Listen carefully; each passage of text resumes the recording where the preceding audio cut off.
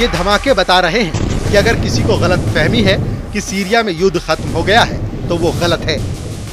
अभी तो बस शुरुआत है।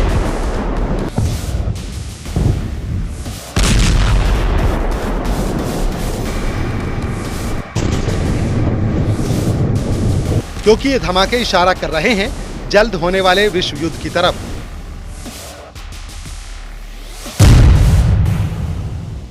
सीरिया में शुरू हुआ गृह युद्ध अब विश्व युद्ध की ओर बढ़ चुका है। इजराइल, ईरान से लेकर रूस और अमेरिका तक सभी इस युद्ध का हिस्सा बन चुके हैं और सीरिया में बमबारी कर रहे हैं। सीरिया पर अपना हक जमाने की कोशिश कर रहे हैं और कमांडर जुलानी अपने ही बनाए जाल में फंसते नजर आ रहे हैं। ये धमाका सीरिया की राजधानी दमिश्क से 250 किलोमीटर दूर तारतूस में हुआ। तारतूस वो जगह है जहां रूस के पास एक मिलिट्री अड्डा है। ब्लास्ट ऐसा कि रिक्टर स्केल पर सुई 3.0 पर घूमने लगी। सीरिया में भूकंप आ गया। ये जुलानी का बम नहीं, ये इजराइल का बम था। इस बम ने सीरिया के एक मिलिट्री अड्डे को तबाह कर दिया। इस हमले को सीरिया में पिछले एक दशक का सबसे बड़ा धमाका बताया जा रहा है और इस धमाके को देखकर ईरान के जनरल की एक बड़ी वार्निंग आई है। ईरान के सर्वोच्च नेता अली खामेनेई के जनरल हुसैन सलामी ने कहा कि इजराइल को सीरिया में दफन कर देंगे। सलामी ने कहा, जैसे ही सीरिया में असद सरकार गिरी, भयानक घटनाएं होने लगी। इजराइल को भारी कीमत चुकानी पड़ेगी। उन्हें सीरिया की जमीन में दफनाया जाएगा, लेकिन इसमें कुछ वक्त लगेगा। इस वक्त सीरिया के आसमान में इजराइल की एयरफोर्स बहुत एक्टिव है। इजराइल के F-15 फाइटर जेट लगातार उड़ान भर रहे हैं और इनको ऐसे ऐसे बमों से लैस किया गया है जिनसे ऐसे धमाके हो रहे हैं।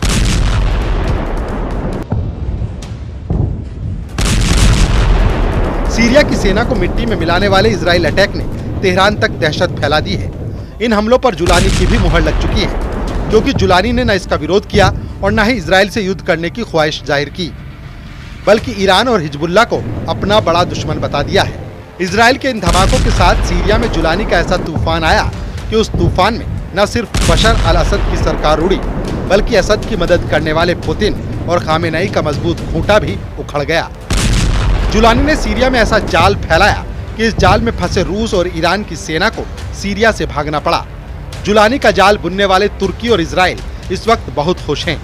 जुलानी का जाल इतना मजबूत बताया जा रहा है जिसकी जद में अब कई और अरब देश भी आ सकते हैं। डर है कि इसमें जॉर्डन के राजा किंग अब्दुल्ला भी फंस जाएं और जुलानी का अगला टारगेट जॉर्डन बन सकता है। खौफ सऊदी अरब में भी बढ़ चुका है। यही वजह है कि सीरिया में तख्ता पलट से पहले सऊदी अरब के क्राउन प्रिंस ने बशर अल असद की तरफदारी में कई बातें भी कही थी।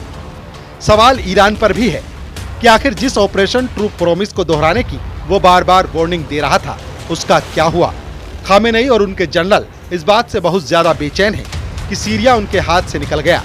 बशर अल असद की सरकार ढह गई और अब उस जुलानी का सीरिया पर कब्जा हो चुका है, जो कभी ISIS और अल-कायदा का टॉप का आतंकी था और अब इजराइल और तुर्की के इशारों पर खेल रहा है। नेतन्याहू ईरान के इस दावे की तरफ भी इशारा कर चुके हैं। इधर बेन्यामिन नेतन्याहू भी दो बात कह चुके हैं। पहली ये कि इजराइल अब जुलानी की सरकार के साथ संबंध बनाना चाहता है। दूसरी बात ये कि बशर अल असद की सरकार इसलिए गिरी क्योंकि इजराइल ने हिजबुल्लाह और ईरान के खिलाफ एक्शन लिया। खामेनेई जानते हैं कि अब नेतन्याहू ने ईरान के साथ नया माइंड गेम खेलना शुरू कर दिया है। सीरिया के बाद नेतन्याहू ने खामेनेई का तख्ता पलट करने का सिग्नल दे दिया है, जिसके बाद ईरान ने ट्रिगर दबा दिया है। खामेनेई अपने जनरलों और सलाहकारों के साथ लगातार मीटिंग कर रहे हैं और फिर रेवोल्यूशनरी गार्ड्स के जनरल हुसैनी सलामी की तरफ से ऐसा बयान आया कि ईरान अब इजराइल को सीरिया में दफन कर देगा। वैसे इस वक्त पश्चिमी एशिया की एक तस्वीर ये भी है कि इजराइल लगातार फिलिस्तीन की आज़ादी को गाजा में दफन कर रहा है। खंडहर बन चुका गाजा लगातार सैकड़ों इंसानों की मौत का गवाह बन रहा है। लाखों लोग भूख से परेशान हैं। गाजा में अंतर्राष्ट्रीय मदद पहुंचना बेहद मुश्किल हो गया है। गाजा में जारी हुए ताज़ा आंकड़े बताते हैं कि अब तक इजराइल की बमबारी में 45,000 लोगों की मौत हो चुकी है। वहीं गाजा में अब तक 1,70,000 लोग घायल हो चुके हैं। इन दोनों आंकड़ों में महिलाओं और बच्चों की तादाद आधे से ज्यादा है। गाजा में बमबारी लेबनान से होकर सीरिया में तख्ता पलट तक पहुंची और अब नेतन्याहू ने सीरिया में गोलान की पहाड़ियों पर कब्जा करके बता दिया है कि इजराइल किसी कीमत पर पीछे नहीं हटेगा। फिर चाहे उनका दुश्मन बेरूत में बैठा हो, दमिश्क में बैठा हो या फिर तेहरान से ईरान के ऑपरेशन चला रहा हो। इसीलिए तारतूस का धमाका बहुत खतरनाक बताया जा रहा है। इस धमाके ने सीरिया में भूकंप ला दिया, लेकिन इसके बड़े बड़े झटके अब तेहरान से लेकर अम्मान और बगदाद से लेकर रियाद तक महसूस किए जा रहे हैं।